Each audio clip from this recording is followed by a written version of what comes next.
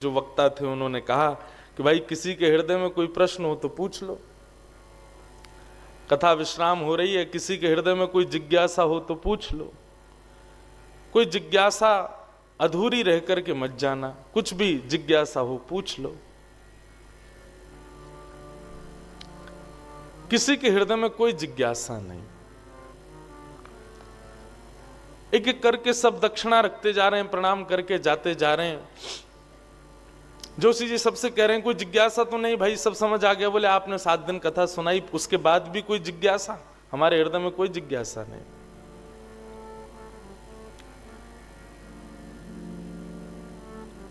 लेकिन जब राव दूधाजी आए और संग में नन्ही सी मीराबाई, सबसे वे कह रहे थे प्रश्न पूछो प्रश्न पूछो, तो मीराबाई ने दूधाजी का वस्त्र पकड़ा और कहा मुझे पूछना है।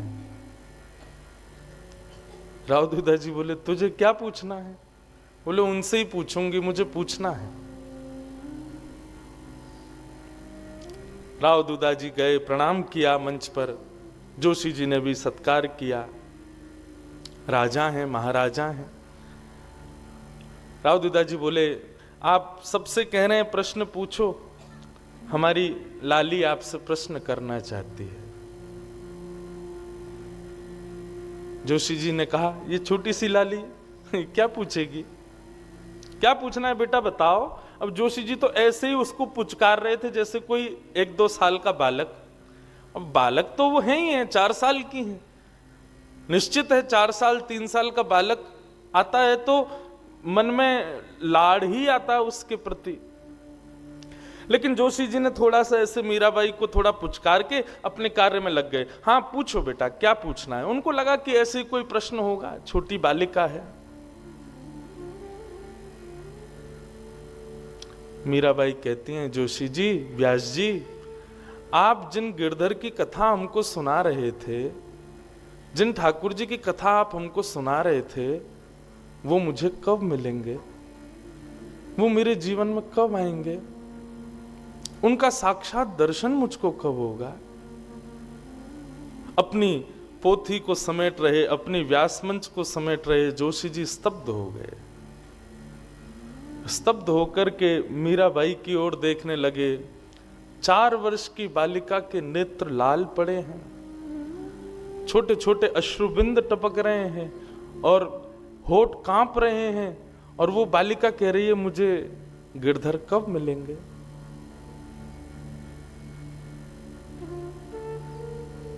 कोई उत्तर नहीं था व्यास जी के पास। लेकिन इतना प्रेम उमड़ रहा था मीराबाई के प्रति, जोशी जी ने मीराबाई को उठा करके व्यासपीठ पे ही अपनी गोद में बिठा लिया, हृदय से लगा लिया। अत्यंत शीतलता का अनुभव होने लगा और बोले बेटा तुझे कब मिलेंगे ये तो मुझे नहीं पता, पर तेरी वजह से लाखों को मिलेंगे ये मुझे पता है। तेरी वजह से हजारों को दर्शन होगा ये मुझे पता है। ऐसी भक्तिमती मीराबाई। बंधुओं, भक्ति कोई वक्ता के सुनाने से आपके हृदय में प्रकट हो जाए, किसी भक्त के संग करने से आपके हृदय में प्रकट हो जाए, किसी माहौल में रहने से आपके हृदय में प्रकट हो जाए, ये निश्चित है। परंतु यह भी निश्चित है कि भक्ति प्रकट हुई है तो इसका मतलब आपका चयन पहले ही किया जा चुका था, बस उस समय की देरी थी, उस समय का कुछ भाव आना बाकी था। अब उसके लिए बहाना भले ही कथा बने, भले ही सत्संग बने, भले ही कोई वैष्णव भक्त बने, भले ही कोई माहौल बने, लेकिन आप निश्चित मानिए ठाकुर जी के प्रति प्रेम लक्षणा भक्ति प्रकट हुई तो इसका मतलब ये पूर्व नियोजित था, पहले ही ठाकुर जी ने आपको चुन रखा था, बस बहाना बनाने की देर थी। जैसे एक माधवी गोपी मीरा के रूप में प्रकट हुई, निश्चित है आप इस बात को कह सकते हो, मैं और आप, हम लोग भी अपने पूर्व जन्म में कोई ठाकुर जी के थोड़े सामीप्य के कुछ तो रहे होंगे, सबकी नहीं पता, हाँ, पर जो जिनका कृष्ण तन कृष्ण मन कृष्ण ही हमारो धन, आठों याम ऊधों में कृष्ण ही सो काम है। जिनको कृष्ण के अलावा कुछ नहीं चाहिए। हमारी बड़ी संकट पड़ती है कहीं कहीं, कथा करने वाले हैं ना, अब मन में तो कृष्ण प्रेम है, लेकिन जरूरी नहीं है कृष्ण प्रेमी ही हर जगह मिलते हैं। कथाएं करने जाते हैं तो कहीं कहीं बड़े विचित्र श्रोता भी मिल जाते हैं। तो सच बता रहे हैं, कोई व्यासपीठ पे बैठ के कुछ छुपाओ नहीं, लेकिन जहां प्रेमी श्रोताओं की कमी होती है ना, वहां तो बस ये लगता है 7 दिन कब पूरे हों, हम जाएं यहां से। लेकिन जहां वैष्णव तिलकधारी, जहां पर थोड़े भी प्रेम लक्षणा भक्ति जिनके हृदय में होती है, ऐसे लोग थोड़े बहुत भी मिल जाते हैं ना, तो मन करता है कि अपने हृदय के सारे भाव उड़ेल दें यहां पर। और विश्वास मानिए, गांधी धाम में मन होता है। हमने वृंदावन रसामृत के लिए पहले गांधी धाम को ही चुना। मीरा, भक्तिमती मीराबाई के विषय में कुछ देखिए, मीराबाई का चरित्र सबको पता है। ये कथा आपके लिए नहीं हो रही, ये मैं अपने हृदय को पवित्र करने के लिए कर रहा हूं। सबको पता है चरित्र। तो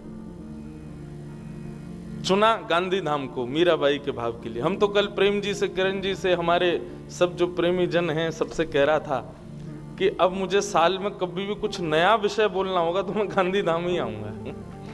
मुझे अच्छा लगता है यहाँ के कहना। जैसे हमारे जो साथ में पंडित जी रहते हैं, इन पे फोन आते रहते हैं, कथा करानी, वहां करानी, वहां करानी। कुछ कुछ जगह ऐसी हैं, वहां की कथा के लिए जब फोन आता है तो मैं अगर किसी काम में भी व्यस्त हूं, मेरे कान खड़े हो जाते हैं। अभी जब यहाँ आया तो 2 दिन पहले ही गांधी धाम से एक और परिवार का निवेदन आया कि हमको कथा करानी। मैं अपने किसी बहुत कार्य में व्यस्त था, ये बात कर रहे थे, कहाँ कथा करानी है? बोले गांधी धाम। बोले गांधी धाम गुजरात में? बोले जी, वहां तो महाराज जी अभी आ रहे हैं। मैंने कार रोका, मैंने कहाँ कथा है? बोले गांधी धाम। मैंने कि हाँ कह दो, जैसे भी हो हाँ कहो, समय निकाल के दो, कहो उनको। अब इसमें कोई आपकी प्रशंसा नहीं बंधु, लेकिन पता नहीं क्यों लाल जी को मुझे सुख लगता है, यहां बोलने में सुख आता है, यहां अपने भाव प्रकट करने में सुख आता है। और ऐसा गांधी धाम है, और भी कई सारे स्थान हैं, वहां सुख आता है बोलने में। जैसे हमारी श्री जी का, हमारी लाडली जी का चरित्र, वो मैं नागपुर में ही बोलता हूं। साल भर में एक बार नागपुर में कथा होगी, वहां राधा रानी का ही चरित्र रहेगा। ऐसे कुछ स्थान हैं, वहां कहने का मन होता है। ऐसे भाव गांधी धाम में। भक्तिमती मीराबाई। तो मैं निवेदन कर रहा था बंधुओं, भक्ति का बीज पहले से ही हम सबके भीतर है। बस सत्संग रूपी, व्यवहार रूपी, भक्ति रूपी ये सूर्य का प्रकाश जब पड़ता है ज्ञान का, तो वही बीज अंकुरित हो जाता है, पुष्प पौधा वृक्ष बन करके प्रकट हो जाता है। ऐसे ही राव दूधा जी के घर में जन्मी भक्तिमती मीराबाई। बचपन से ही भक्ति परिवार में थी। एक संत वृंदावन से पधारे। राव दूधा जी के यहां बंधुओं वर्णन आता है कि 4 भुजानाथ जी का मंदिर था। संत जन वहां आते थे, परंतु यदि कोई वैष्णव आता था, अपनी सेवा लेकर के कोई संत पधारते थे, जिनकी सेवा संग होती थी, उनकी व्यवस्था राव दूधा जी अपने महल में ही करते थे कि भाई ठाकुर जी संग आए हैं, उनकी 8 समय का भोग प्रसाद सब बनाने में यहां सुख रहेगा, इसलिए अपने महल में ही व्यवस्था करते थे। वृंदावन के संत पधारे, अपने ठाकुर जी के साथ पधारे। मीराबाई कथा तो सुनती ही थी। आज मीराबाई को पता चला कि कोई वृंदावन से महात्मा पधारे। राव दूधा जी बोले चलो मीरा, संत पधारे, दर्शन करके आए, और उनके साथ ठाकुर जी भी आए हैं वृंदावन से। अब तो मीराबाई इतनी प्रसन्न हो गई। वृंदावन से ठाकुर जी आए। बंधुओं, सबसे बड़ी बात आप मीराबाई के चरित्र में एक चीज देखेंगे, उन्होंने कभी ठाकुर जी को धातु नहीं समझा। मार्बल के हैं, ब्लैक स्टोन के हैं, अष्ट धातु के हैं, पीतल के हैं, सोने के, चांदी के, ये भाव भी कोई बोलता था ना, मीराबाई उसको शांत करती। बोले नहीं, ऐसा मत बोलो। मीराबाई कहती कि जैसे मेरा चित्र किसी ने बनाया तो मेरा चित्र है, तो इसका मतलब यह भी है कि मैं भी हूं। प्रतीक ही चित्र के रूप में आता है। चित्र है तो जरूरी नहीं कि मैं कभी था ही नहीं ना, मैं हूं तभी तो मेरा चित्र बन पाया। मीराबाई कहती प्रतीक है तो इसका मतलब श्याम सुंदर भी हैं। ऐसा हो ही नहीं सकता कि श्याम सुंदर नहीं और उनका प्रतीक बना दिया किसी ने। कई बार नास्तिक लोगों से भी मिली मीराबाई, उनको भी आस्तिक बनाया। कोई कहता भगवान नहीं, तो मीराबाई बोली अच्छा कैसे नहीं है? मीराबाई का यही उत्तर रहता, बोले तुम्हारा चित्र किसी ने बनाया, इसका मतलब तुम थे या तुम हो, इसीलिए तुम्हारा चित्र बना है। ठाकुर जी का प्रतीक है मूर्ति के रूप में, धातु के रूप में, किसी भी रूप में, तो इसका मतलब ठाकुर जी हैं। वो कभी अपने मन में अविश्वास नहीं। भक्ति की बंधुओं तीन धारा, विश्वास, संबंध और समर्पण। मीराबाई के चरित्र में तीनों मिलेंगे आपको। बाल्यकाल से ही इतना विश्वास ठाकुर जी के प्रति, कभी ये नहीं विचार किया कि कोई मूर्ति है। मीराबाई जब संत के यहां गई, संत पधारे मेड़ता में, राजभवन में विराज रहे, उनके ठाकुर जी की सेवा चुपचाप बैठ करके देख रही हैं। मीराबाई जब सेवा का दर्शन कर रही थी, तो बंधुओं मीरा चरित्र कहीं कुछ ऐसे कई लोगों ने बहुत कुछ कहा है। मैं सबको पढ़ पढ़ा के देख देख के किसने क्या कहा सबके भाव लेके आया हूं। तो कहीं ऐसा वर्णन आता है कि मीराबाई केवल देखती रही, परंतु एक जगह मैंने एक कवि का लेखनी देखी, तो वहां वो कहते हैं कि जब मीराबाई दर्शन कर रही थी ना, तो ठाकुर जी त्रिभंग लली उनका स्नान करा रहे थे। संत स्नान के बीच में मीराबाई अपलक नेत्रों से जब देख रही थी, तो ठाकुर जी ने अचानक ही ऐसे इशारा किया मीराबाई को, और जैसे ही ये इशारा हुआ, मीराबाई का रोम रोम कंपित हो गया, रोए खड़े हो गए, और देखते ही मीराबाई उतावली हो गई। अब तो वो रोने लगी, ये तो मुझे बुला रहे, ये तो मेरे हैं, ये तो मेरे ही हैं, मेरे पास ही रहेंगे, ये तो मेरे हैं। मीराबाई हट करने लगी। दूधाजी बोले अरे नहीं, हमारे चार भुजानाथ जी हैं ना, वही हैं हमारे, ये संत भगवान के, ऐसे मत करो। संत भगवान भी सुनकर के आश्चर्यचकित हो गए। बोले बालिका आई आती कहने लगी तो मेरे ठाकुर जी। दूधाजी बोले अब छोटे बालक का स्वभाव होता है, दूसरे के खिलौने को देख के भी रोता है कि ये मेरा है। आप चिंता मत करो भगवान, क्षमा करो। दूधाजी मीराबाई को ले गए, लेकिन मीराबाई तो रोवे, चिल्लावे, ना खावे ना पीवे, छोटी सी मीराबाई। मुझे तो गिरधर लाल चाहिए, मुझे तो वही ठाकुर जी चाहिए। अब मीराबाई कैसे वर्णन करे कि वो मुझे ऐसे बुला रहे थे अपने पास। रात भर रोती रही। मां बैठी है, पिताजी बैठे हैं, दूधाजी बैठे हैं खिलाने के लिए, लेकिन खा ही नहीं रही कुछ भी, बस रोए जा रही हैं। संत भगवान अपने ठाकुर जी की सेवा कर रहे थे। उनके साथ एक सेवक आया था, उस सेवक को किसी ने जाके बता दिया, बोले कि दूधा जी की जो पोती है मीरा, उसने जब से तुम्हारे ठाकुर जी देखे तब से उसने भोजन पानी सब छोड़ दिया, रो रही है, उसको यही चाहिए। और आपस में चर्चा ऐसी हुई कि भाई देखो तुम लोग समझो बात को, राजा दूधाजी साधारण नहीं है, और राव दूधाजी की पोती अगर एक दिन दो दिन भोजन नहीं करेगी तो तुमको पता परिणाम क्या होगा। राजा हैं भैया, ये किसी के सगे नहीं होते।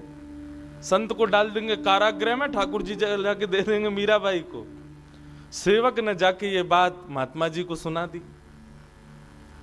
बोले महाराज हम वृंदावन से राव दूधाजी के यहाँ इसलिए आए थे ताकि यहाँ पे बहुत संतों का सम्मान होता है, लेकिन आप सोच लीजिए, वो जो राव दूधा जी की पोती है वो कल से भोजन पानी नहीं कर रही है, एक आध दिन उसने नहीं खाया तो फिर मैं और आप दोनों कारागृह में जाएंगे ठाकुर जी की वजह से। और आधी रात में ही महात्मा अपने ठाकुर जी को छुपा करके झांपी जी में और चले गए मेड़ता से। सुबह जब राव दूधा जी को पता चला कि महात्मा चले गए भय के कारण, तो उनको बड़ी आत्मग्लानि हुई। बताओ, हमारी लाली की वजह से एक महात्मा चले गए। थोड़ी दूर महात्मा पहुंचे, वहां जाकर के ठाकुर जी की पुनश्च सेवा आदि प्रारंभ करने लगे। लेकिन यहां मीराबाई की जो स्थिति है वो दिन ब दिन बिगड़ती जा रही है। महात्मा सेवा आदि करके ठाकुर जी को पौढ़ा के जैसी सोए, ठाकुर जी स्वप्न में प्रकट हो गए और प्रकट होकर के बोले, आपकी सेवा से मैं बहुत प्रसन्न हूं, आपने मुझे सेवा करके बहुत आनंदित किया है, परंतु भगवान अब आपकी सेवा पूर्ण हो चुकी है। मैं अब राव दूधा जी की पोती मीराबाई से अपनी सेवा कराना चाहता हूं। आप कृपा करो, अब मुझको उन्हीं को ही दे दो। संत रोने लगे, बोले मेरी सेवा में कोई कमी? बोले कोई कमी नहीं है भगवान, मुझे बहुत आनंद आता है, बहुत सुख मिलता है, परंतु मुझे जिससे जितना भाव चाहिए मैं उतना ही लेता हूं, इससे अति की आपको आवश्यकता नहीं है। संत बोले तो अब आगे मैं क्या करूं, सेवा चली जाएगी। तो बोले अब कथा सुनो, अब तक आप मेरी मूर्ति की सेवा करते थे, अब आप नेत्र बंद करके हृदय में ही चिंतन करो, हृदय में ही मंदिर बना के वहीं सेवा करो, लेकिन मुझे अब जाकर के दूधा जी की पोती को दे दो। संत वापस आए और वापस आकर के राव दूधा जी से कहा, अपनी पोती को बुलाओ। और जैसे ही भक्तिमती मीराबाई आई, नेत्र सूज गए छोटी सी मीराबाई के, खाए पिए नहीं है 2 दिन से।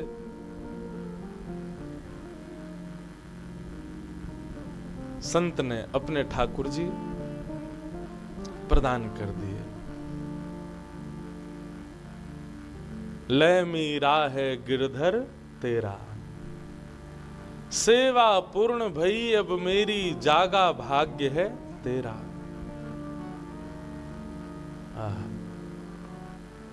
मीराबाई को अपने ठाकुर जी प्रदान कर दिए संत ने। अब तो मीराबाई को जैसे ही ठाकुर जी मिले बड़ी प्रसन्न हो गई, हृदय से लगा करके पूरे राजभवन में घूम रही हैं। बंधुओं, ठाकुर जी का ये नियम है, किसी को यदि बहुत संयोग दे रहे हैं तो निश्चित है किसी को वियोग दे के आए हैं, और जिसको बहुत संयोग दिया है निश्चित है कि एक ना एक दिन उसको भी वियोग देंगे। ये भक्ति सिद्धांत है ठाकुर जी का। वियोग के बिना भक्ति पुष्ट नहीं होती। जो कभी ठाकुर जी के लिए 2 नीर जिसके नेत्रों से नहीं निकले, समझो वो अभी वैष्णव हुआ ही नहीं, वो उसके हृदय में अभी भक्ति भाव आया ही नहीं, और वो ना कभी उसको ठाकुर जी ने स्वीकार किया भी नहीं है अभी तक। केवल मंदिर जाना, पूजा आदि अर्चना कर देना, आदि आदि करके पूरा जीवन व्यतीत कर देना मात्र से आपने पुण्य कमाया, लेकिन ठाकुर जी को अर्पित करना ठाकुर जी को अर्जित करना चाहते तो उसके लिए प्रेम लक्षणा भक्ति तो आवश्यक है, और वो बिना विरह के नहीं आ सकती। विरह तो आएगा जीवन में। आप मुझे एक भक्त का नाम बता दो जिसने बिना विरह के ठाकुर जी को पाया हो, एक भी नहीं। इसलिए मैं कथा में कहा करता हूं, विरह वरदान है ठाकुर जी का। संत तो बेचारे रोते हुए वहां से चले गए। अरे कोई अपने हृदय के ठाकुर जी, बंधुओं, ठाकुर जी की जब सेवा होती है ना, तो वो जो निरंतर सेवा करते हैं वो मूर्ति थोड़ी मानते हैं, वो अपना चित्त ही मानते हैं। उनको कोई दूर कर दे, क्या स्थिति हो। मीराबाई को कष्ट भी हो रहा है हृदय में कि मेरी वजह से एक महात्मा दुखी हो गए, लेकिन प्रसन्न भी हैं, मेरे नाथ मेरे पास आ गए।